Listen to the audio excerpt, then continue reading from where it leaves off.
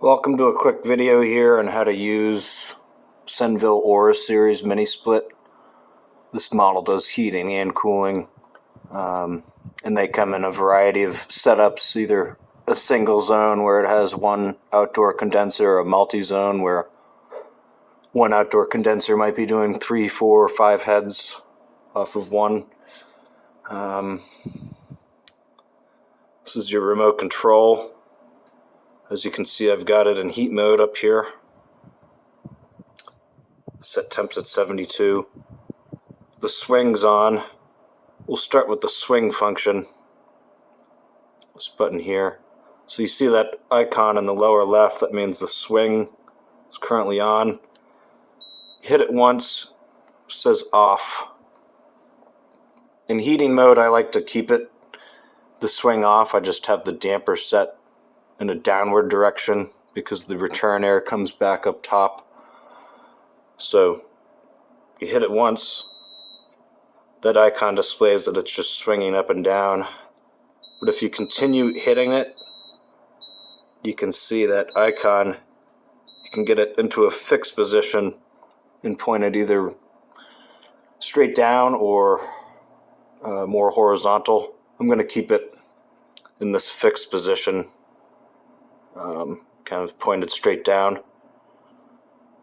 If you hold the swing function, that's how you get the inner damper, which you're not going to be able to see in this video very well, but there's an inner damper if you get a flashlight and look up into the unit, and that's what does the back and forth motion, side to side. So you hold swing, and now you'll see there's another icon. So now the inner damper is going back and forth, which is handy if you want to direct more of the airflow one way or the other. There's not really a way to get that in a fixed position. You're just going to have to time it. So if you're trying to get it set up so it's constantly blowing to the right or left, you just got to kind of watch that inner damper going back and forth and stop it once you get it to where you want. So again, that's holding the swing button for a couple seconds. Now it's off again, and it's just the fixed position.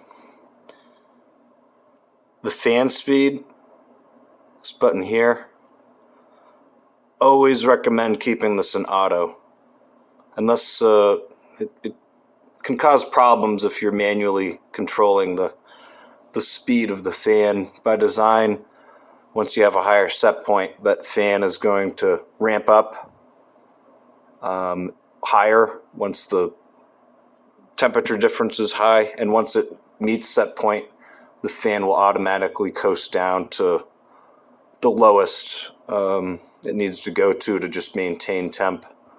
And by design, the fan will always run on these units, and that's by design to keep a more uniform room temperature. So even once it hits set point, it might not be getting any more heat from the refrigerant in the outdoor unit, but the fan's going to continue to run, and that's typically what you want. But if you did want to change it, which I don't recommend, you hit this and you can manually control the speed of the fan. We're going to keep it in auto though. So that's the fan in auto. These are the modes up here. You change it by hitting mode. There's auto, cool, dry, heat, and fan. So on this mode, especially if you have a multi-zone system, and that's where more than one head is going off the outdoor unit, avoid auto. It'll make things too complicated. One of the most common problems with the multi-zone is if you have one in cool and one in heat, you'll get an error code, and you'll get 2 lines across the head, and that's letting you know error. You can't have different heads in different modes.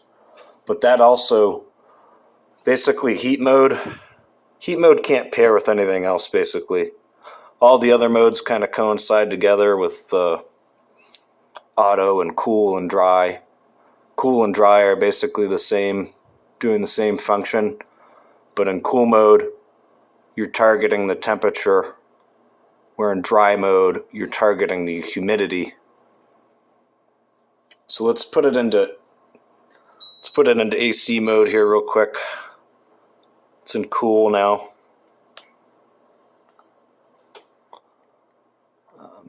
You'd go down pretty low.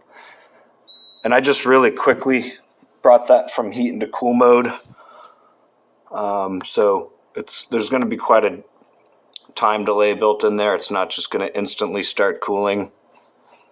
It's going to have to let the outdoor unit rest and swap over, and then maybe 5 minutes or so from now it'll start the cooling function. But same thing in cool mode, you're targeting the temperature. All right, we're refocused here, but yeah, cool mode, targeting temperature.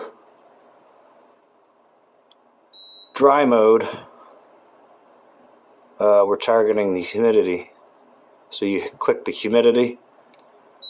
Typically something under 50% or so is comfortable, like this is a basement. So if I wanted to keep it dehumidified down here, maybe I'd aim for 45%. So one problem though in dry mode is if you're targeting 50% humidity, let's say, the head isn't going to care what the temperature is. It's just going to keep that function on to get it dry, but it's also going to be cooling the room as well. So one thing you can do if you wanted to set it up in a basement, say for humidity control, keep scrolling through the humidity until you see a temperature in there, and then you can create a minimum temperature. So that's a minimum temperature kind of block. So I don't want to get it below 65, but I also want to set the control at 50%. So now hopefully that's just going to run and keep it dehumidified in here. Unless it gets down to 65 degrees or below, it'll kind of cut out that function.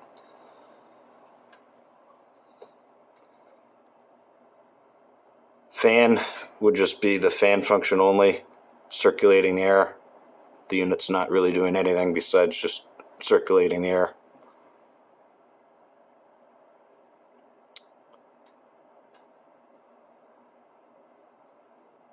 Let's get back into heat mode here. It's winter time. It's like 15 degrees outside right now. Set it up to 74 or so. Heat mode, it's a bit of a different feel from a conventional system like a boiler. Major reason being the thermostat, where it's sensing the room temperature, is inside the head. So if you got it set at 70 degrees, you might find the rest of the room is closer down to lower 60s, but the unit thinks it's warmer in the room because where it's sensing its temperature is right up inside that panel, right behind where the number's being displayed. So you find that in heat mode, you're probably going to want to set it several degrees higher than what you're used to setting something at if you're wanting to keep the room around 70. One other way to help control this, I'll show you something else first that's handy. So when you change the temperature, the head's displaying what the set point is. If you want the head to display what it's actually reading, you point the remote and hold the LED button until you hear it beep.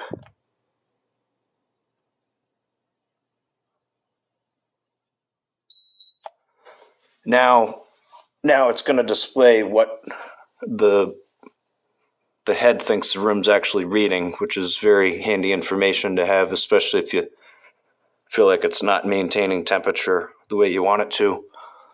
So I'll show you again real quick, but I'll bump the set point up to 77 now, so it'll display that for a few seconds now. And then it'll revert back to what the room's actually reading, which is around 70, 69 now. One other thing that helps, especially in heat mode, but it can be in any other mode, is to turn the remote control itself into the thermostat. And we do that by hitting set. This is where a lot of the other special features are. Keep hitting set until that little person display is up there. That one, and then you hit OK. So you see on the remote that little person's on there. That's called follow me mode. Now the remote control itself is the thermostat. And this comes in handy if you got a big or awkward sized room. We can take this remote and mount it on the wall on the other side of the room here behind me. And now the head is looking at what the temperature is over there versus right immediate at the head, which seems to work better, especially in heat mode. So that's one of the biggest tips with these, to get them to control like you want them to.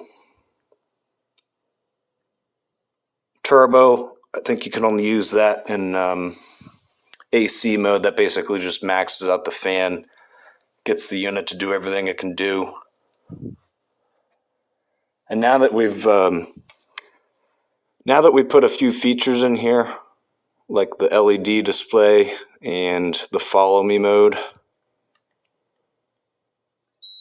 something else we can do to save these, it's like a memory function. So it's something else we can do to get the unit to save these preferences in, whether the power gets shut on and off, or sometimes it just drops out. So we're going to hold the turbo button and point it at the unit for a few seconds.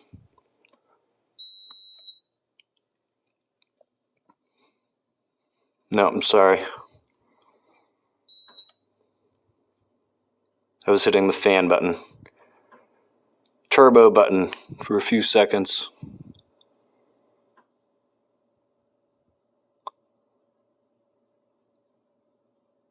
Okay, that was like 5 seconds or so. And right after it happened, it just displayed on the remote only. Now this memory functions in, and hopefully the way I have it set up in follow me mode and whatnot won't change.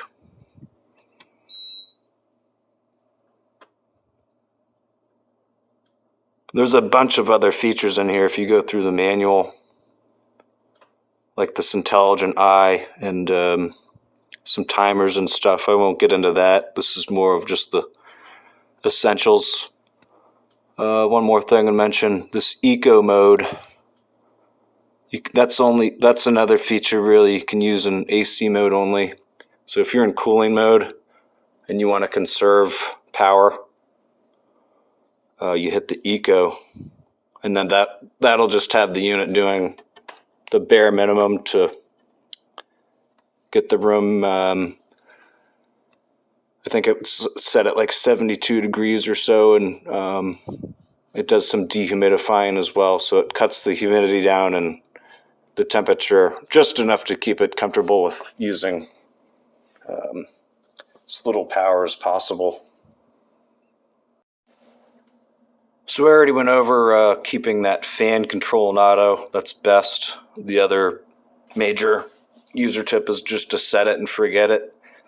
Don't be cranking it up to 80 and then down to 65.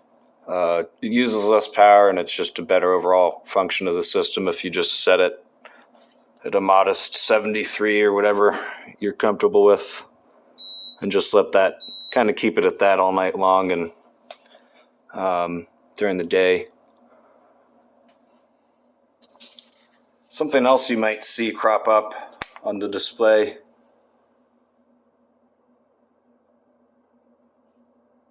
sometimes days or weeks will go by, and at the head you might see it displaying, rather than you're used to seeing 70 or whatever, you might see it displaying 24.0 or 17.0. That means it's gone into Celsius, showing you the Celsius reading, and sometimes that just seems to come out of nowhere, like you never hit the remote and set it that way. There is a way to get it back. So if you're seeing that it did go into Celsius and it's displaying 17, 18, 19 instead of what you're used to seeing, you hold the up and down arrows simultaneously, and that toggles it between Fahrenheit and Celsius. So up and down arrows together for at least 3 seconds or so. If there's ever an error code, it's going to display up there at the head. An error code might look like EC05 or something like that, PC03. That's an error code, and you can find out what that code means in the manual. But so with 2 lines across it, that usually means there's a disagreement with 2 heads being on different heat and cool. You got to resolve that. They all got to be in the same mode. Another thing you'll see, especially now that we're in heating mode, is DF. It'll display on the head here, and that's defrost. That's normal. That's not an error code. Lowercase d, capital F will display in there, and you'll see that coming in the wintertime in heat mode. That's normal. That's the unit has several sensors with temperatures, and it puts the outdoor unit to a defrost to melt any ice or frost buildup. And you might see it happen often. You might see it only happen once in a great while. I've noticed it seems to come in more in the early winter when it's still humid outside. So it seems to be happening less now that we're in the coldest part of the winter. Maybe because the air's a bit drier, not sure. But certainly if the unit's undersized, it'll be doing it more. But it is normal to see it come in. You don't do anything, you just let it do its thing. Sometimes it takes anywhere from 5 minutes to half an hour, and it'll revert. Once it's done doing its thing, it'll just revert back to whatever set point it was on. So just leave it be. Nothing to really worry about. I've already shown you how to set it up on Alexa and Wi-Fi control in another video. You can see that it's got the Wi-Fi icon on there. That means it's connected. And the remote will override the app. So even though it's being controlled on my app right now, whenever I click a button on the remote, that's just going to override, vice versa. If I get into the app right now and change the temperature, that's just going to override what the remote had it set at. First step in troubleshooting every time with these units is to cycle the power off on the main breaker for at least 5 minutes.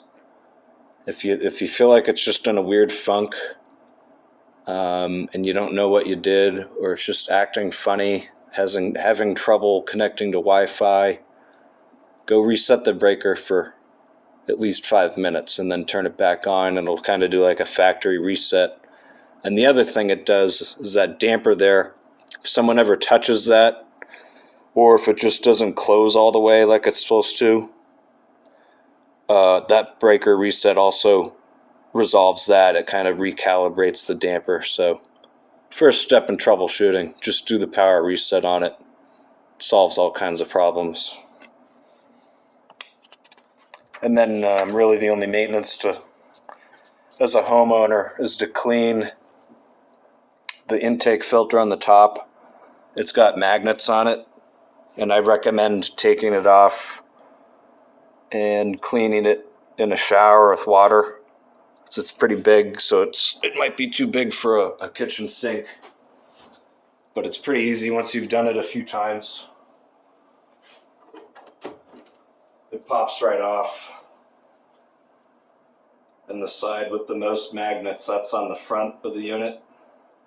The back only looks like it has one, but you take this, you pop it off, bring it into a shower, and just rinse it upside down. Kind of wring it dry a little bit. It doesn't have to be bone dry, but get the water off of there, and then it just, once you've done it a few times, you don't even need to look. It just snaps right in place there. And this whole unit hinges open also for maintenance. There's really no reason to, and you don't even want to do it while you're running it. You power it off first, but there's really no reason to open this unless you're doing maintenance on it. Just keep it tightly shut by pressing that midsection first and then clipping in the edges. The more that stays shut, the cleaner the unit's going to stay.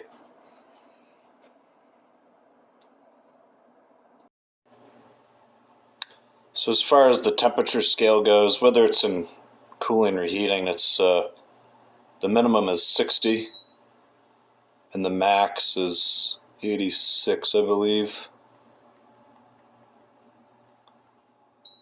So can't adjust it outside that range. I will show you one other tidbit though I learned called freeze protection. So that's going to be in heat mode. So the minimum set point is 60. And people want to set it below that in certain cases, like this one's in a basement. If you wanted to set it down to 50 or something, just to have it kind of guard against a space getting too cold and pipes freezing.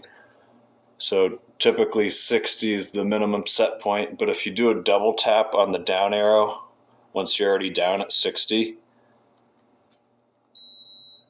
Okay, so I just did a double tap on the down arrow after I got down to 60. Now FP is displayed on the head. That's freeze protection. So whether the head was reprogrammed or not to go cycle on or off, by design the fan always runs, even if you got it set point. But in this mode, the fan's going to remain off. That LED is going to remain on, showing FP, and it's just going to sit there until the temperature were to get down to like 47 degrees or lower, and then it's going to kick on with some heat. And so this is good to set up as like a backup heat source, or if you're away and you just want to make sure a basement area or something doesn't get down below 47, you set it up into that mode. And again, that's something you can only do with the remote. If there's a way to do it on the Alexa app, I'm not sure how to. That app usually just has more basic features. What mode is it in? So that's our head over there on the other side of the room, but I've set this one up on a wall holster, and I've set it into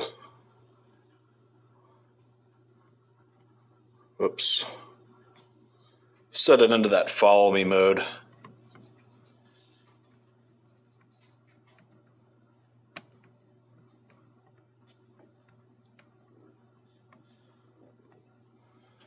So that person's on. It's in follow me mode now. So now this remote controls the thermostat itself, and you can mount that across the room or middle of a room.